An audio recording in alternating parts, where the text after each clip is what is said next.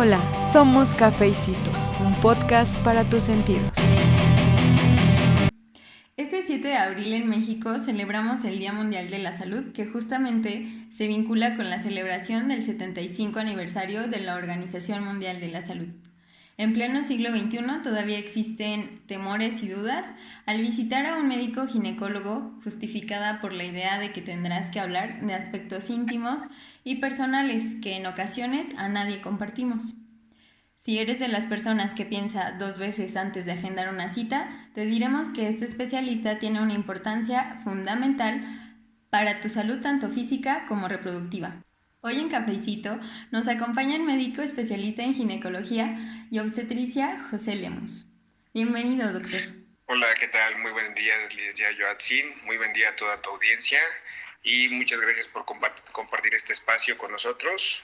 Y espero que les sea de mucha utilidad esta información. Para mí es un placer estar aquí con ustedes. Ok, muchas gracias, doctor. También es para nosotros un gusto tenerlo por aquí. Vamos a iniciar con esta pregunta. ¿Nos puede decir, por favor, qué es la ginecología? Muy bien. La ginecología es la especialidad y rama de la medicina que se encarga sobre todo del cuidado y la salud de la mujer. Nos encargamos principalmente de prevención, diagnóstico y tratamiento de todas las enfermedades que puedan acontecer en el aparato genital femenino, no solo en el aparato inferior, sino también en cuanto a lo que son las glándulas mamarias. Entonces nos encargamos principalmente del cuidado y salud de ustedes. Ok. ¿Cuándo debemos acudir a la primera cita ginecológica? Muy bien, mira, esta es una pregunta muy controvertida, pero de fundamental importancia, ya que la mayoría de nuestras usuarias desconocen cuándo deben de hacer su primera cita con nosotros. Pudiese parecer que deberíamos de acudir al médico únicamente cuando nos sentimos mal o enfermos, que así es la mayoría de las veces desafortunadamente, pero se tiene un consenso, sobre todo establecido en la Sociedad Americana de Ginecología, en el cual recomiendan que nuestra primera visita como usuarias al médico ginecólogo debe ser entre la edad entre los 13 y los 15 años. Esto sobre todo porque la menarca, que se refiere a la primer menstruación en la vida de una mujer, inicia entre los 9 y los 11 o 12 años como máximo. Y esto podría generar muchas dudas o muchas incertidumbres, sobre todo por el comportamiento y lo que acontece en esto.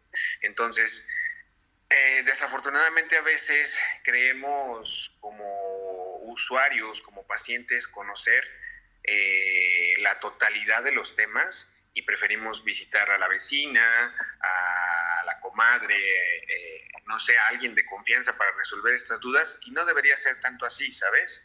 Debería de ser un poco más orientado a buscar una opinión profesional y que ésta nos pueda apoyar con todo esto.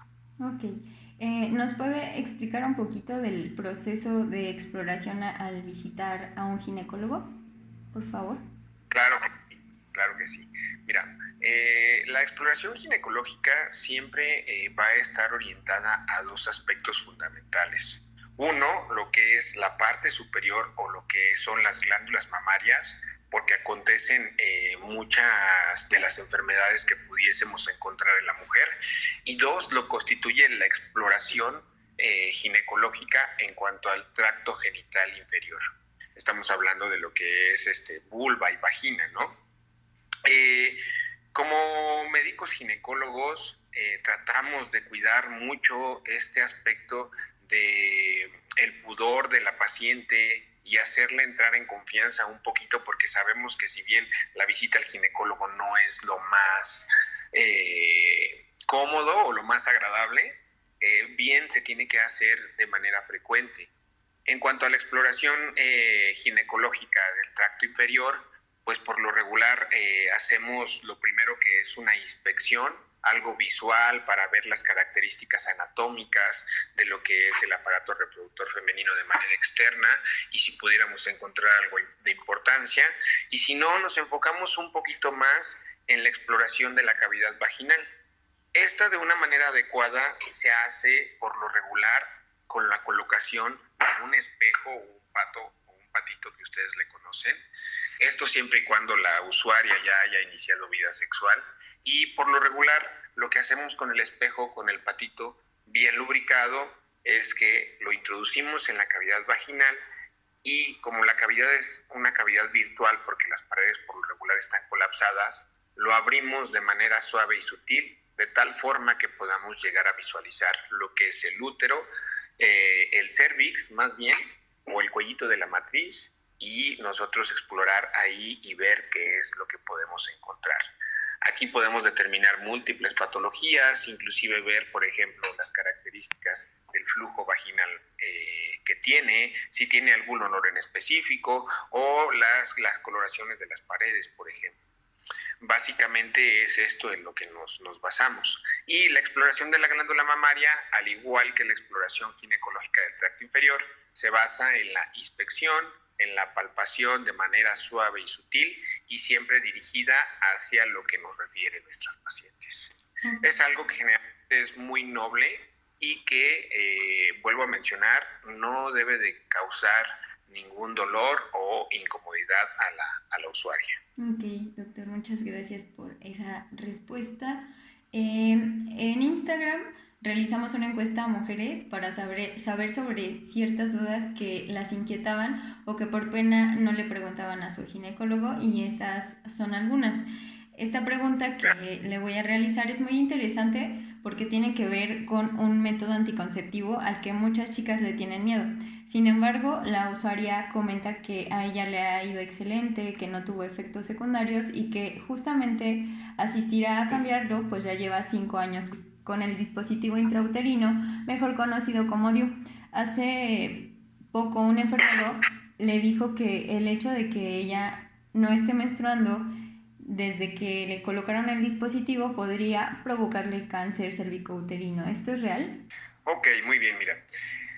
Hablar de métodos de planificación familiar es un tema un poquito extenso. Ojalá y tengamos la oportunidad en otra plática de hacerlo un poquito más a fondo, hablando de manera concisa del dispositivo intrauterino del DIU. Existen diferentes tipos que podemos encontrar en el mercado y que podemos utilizar con nuestras usuarias. Los hay de dos formas muy importantes, los que no tienen medicamentos hormonales y los que sí tienen medicamentos hormonales. Con respecto a la pregunta de la usuaria que nos hace, probablemente ella tenga el DIU Mirena o el DIU Mia-Care, que es un DIU que está recubierto por una hormona que se libera a microdosis y que solamente actúa a nivel del cuerpo uterino o de lo que es el útero. Tenemos aquí un esquemita en el cual, si bien vemos, este es un útero partido de manera transversal y el útero consta de 3 capas principalmente. La capita interna que vemos aquí de color más rosita se llama endometrio y ese endometrio consta de como si fueran un pastito, por decirlo de alguna manera, en el cual al introducir el DIU en esta parte que se queda en el fondo, ese medicamento que tiene, esa hormona que tiene, evita que crezca o que prolifere o que se desarrolla y por lo tanto las pacientes no menstruan. La menstruación es ocasionada por el recambio de esta capita. Entonces el hecho de que la paciente no menstrue puede ser un efecto secundario bien al DIU que tiene y no le va a causar ningún mal. Muchas de las pacientes luego preguntan, doctor, es que si no menstruo se va acumulando en la cavidad o se va acumulando en el útero, y tampoco, claro que no es malo, simplemente es evitar que ocurra la menstruación por el efecto secundario que tiene el medicamento. Con esto también se evita que existan embarazos. Y sí, efectivamente, los DIUs, la mayoría de los DIUs, todos los DIUs por lo regular, tienen que recambiarse cada 5 años. Y esto es bien importante porque luego tenemos pacientes en las cuales los dejan por mucho más tiempo y a veces llegan a ocasionar un poquito más de problema. Entonces, 5 años y no generan cáncer. Ok, muchísimas gracias. Vamos a hablar un poquito sobre el VPH. También quieren saber qué es y cómo pueden detectarlo. Ok, muy bien. Mira, hablar del virus del papiloma humano es un tema súper importante porque es la principal causa que nosotros insistamos a nuestras usuarias en visitar al ginecólogo de manera anual, porque la finalidad de la consulta ginecológica la mayoría de las veces es detectar el virus del papiloma humano. El virus del papiloma humano, al igual que otros virus, es un virus desafortunadamente que específicamente se transmite por vía sexual, es una enfermedad de transmisión sexual, pero que no ocasiona ningún síntoma como cualquier otra enfermedad de transmisión sexual. No da flujo maloliente, no da dolor, no da comezón, no da ardor, y es por eso que es tan frecuente y es a veces no se le da la importancia o no es tan detectable tan fácilmente como otras enfermedades. La importancia de que nosotros sepamos de que existe el virus del papiloma humano es porque hoy en día se conoce que es el principal factor de riesgo para desarrollar cáncer cervicuterino. Si bien no quiere decir que si nuestra usuaria es portadora del virus del papiloma humano vaya a tener cáncer, porque no es así. A veces nos quedamos con la palabra cáncer y olvidamos todo lo demás, ¿no? La importancia es una detección temprana y oportuna para hacer el diagnóstico y tratamiento y el seguimiento correcto de nuestras pacientes. ¿Cómo se detecta el virus del papiloma humano? Pues ginecológicamente nosotros principalmente lo hacemos con la exploración ginecológica y con la toma del Papá Nicolau y lo que es la colposcopía. Estos son los dos métodos principales, aunque también existen algunos otros métodos como lo que es la captura de híbridos o el PCR viral, que a través de pruebas de biología molecular se hacen detecciones específicas para saber qué tipo de virus hay. También cabe mencionar que existen múltiples y muchos tipos de virus del papiloma humano, dentro de los cuales se pueden dividir en dos grupos principales, pero bueno, esto va más individualizado a cada paciente y dependiendo de los hallazgos en cada consulta. Ok, ¿nos puede decir, doctor, si podemos usar pantiprotectores diario? Aunque los pantiprotectores son mucho más delgados y pequeños, no están diseñados del todo para absorber y retener la menstruación. Obviamente por eso su función. La función principal que le damos nosotros como ginecólogos al pantiprotector es utilizarlos de manera en la cual puedan ustedes prevenir mancharse o estropear su ropa interior con algunas secreciones vaginales que se podrían llegar a presentar.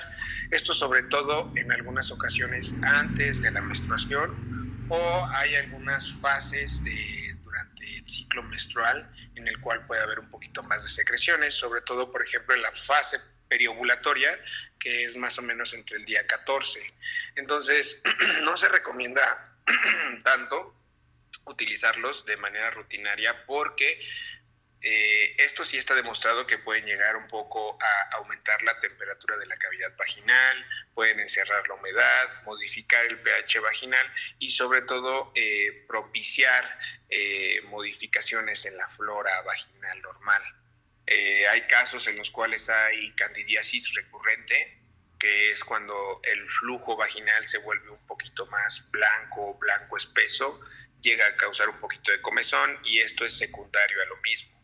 Entonces, no lo recomendaríamos de manera rutinaria, solamente en casos en los cuales sea únicamente necesario.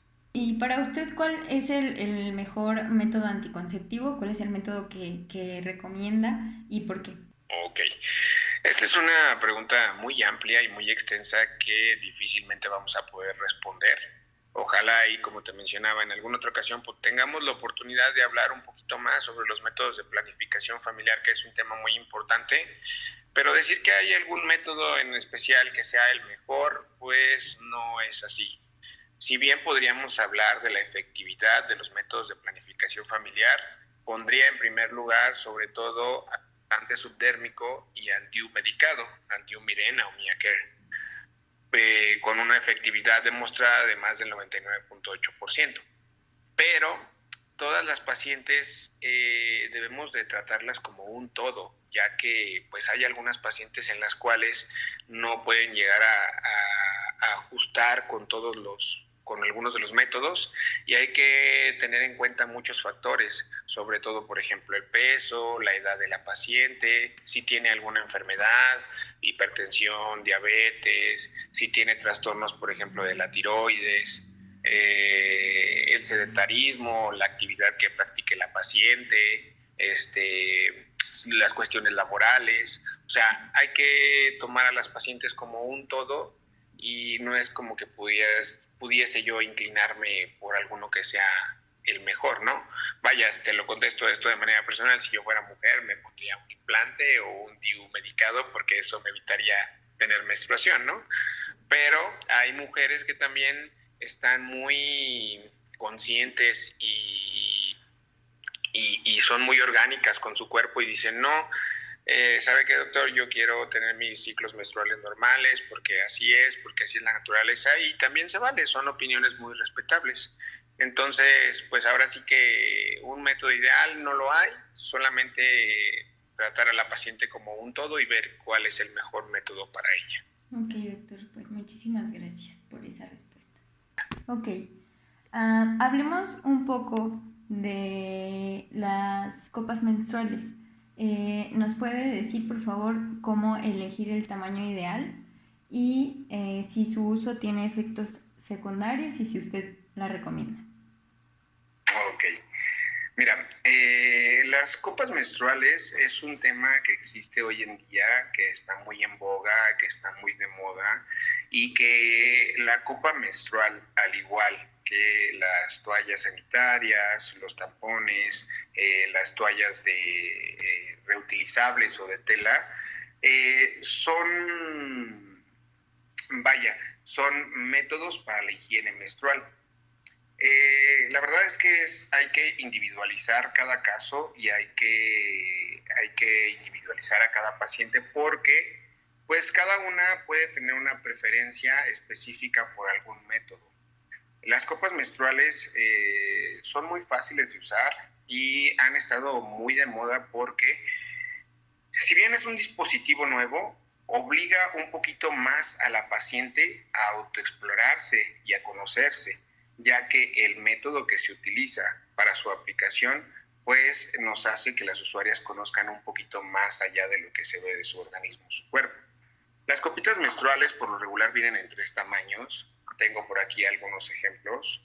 Esta es una copita pequeña. Casi todas las copas son de un material plástico quirúrgico o látex, que es semisólido, suave y el cual es muy flexible.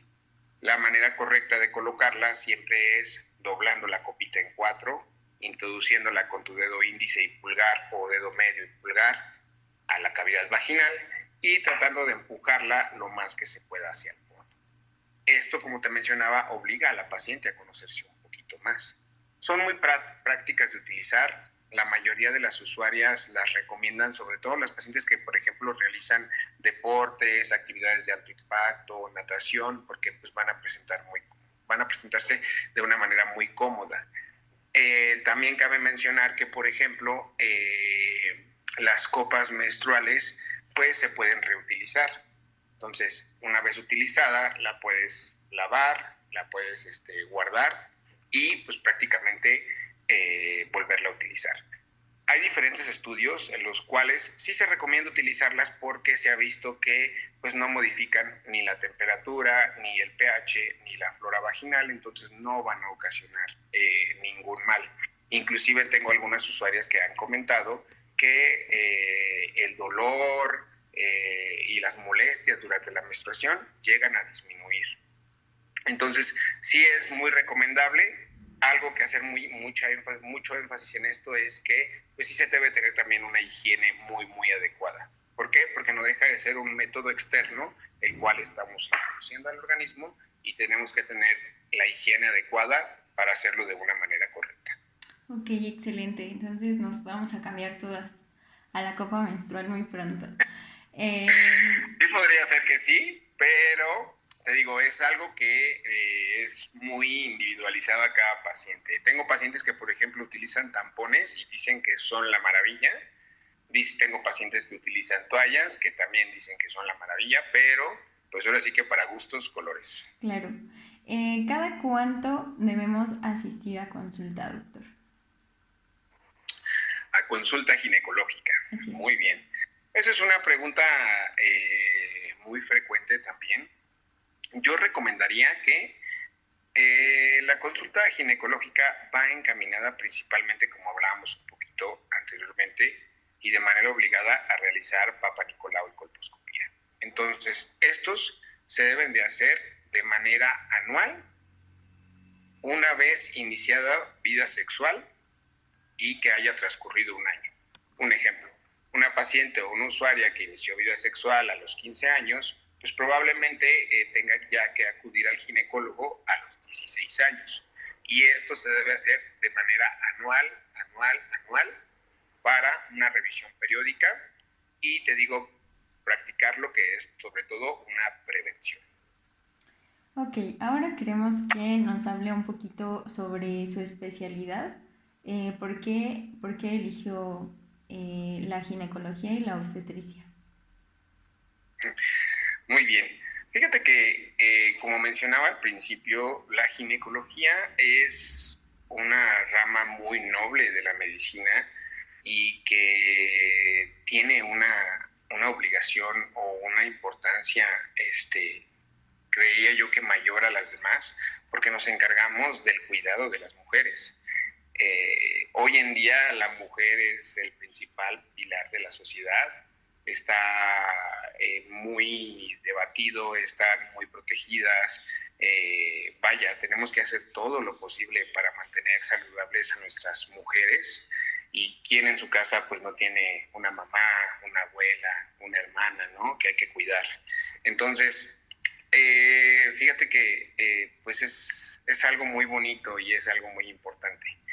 Cuando uno estudia medicina, yo recuerdo en mi tiempo de internado, lo que me llamó sobre esta rama no fue la ginecología, sino un poquito más la obstetricia. La obstetricia es otra rama de la medicina, pero que se encarga del cuidado durante el embarazo, ¿sabes?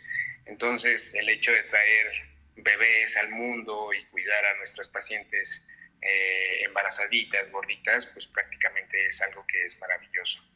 Entonces, uno como médico, el hecho de tener la responsabilidad de traer vidas al mundo, pues es una felicidad y una dicha muy, muy enorme.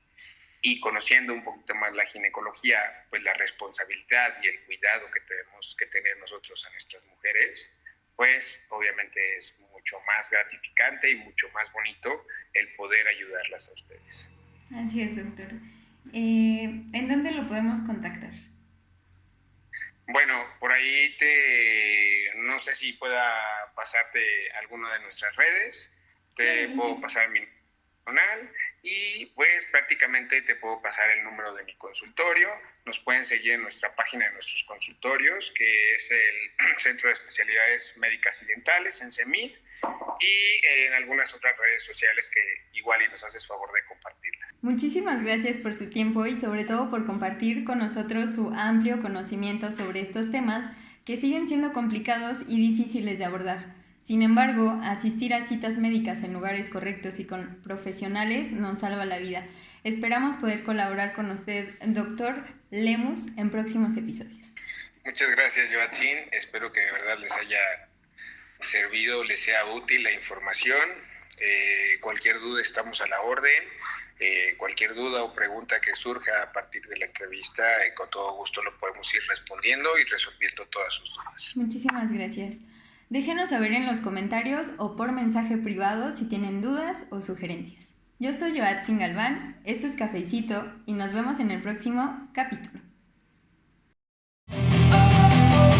Hola, somos Cafecito, un podcast para tus sentidos.